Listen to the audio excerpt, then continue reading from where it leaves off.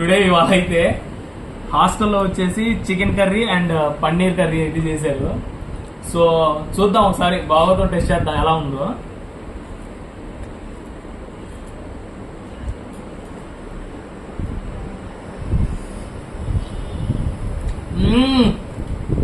తింటే అమ్మంటే spot boys, అమ్మంటే శవాసనం. ఇంకా అంత వరస్ట్ అయితే ఉంది.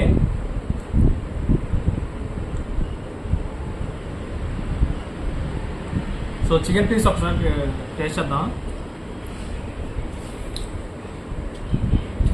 ఫ్లాట్ గాయ్స్, అస్సలు తినొద్దు, టేస్ట్ చేయొద్దు. చాలా అంటే చాలా, నిజంగా చాలా దరిద్రంగా ఉంది. అండ్ పన్నీర్ ఒకసారి చూద్దాం.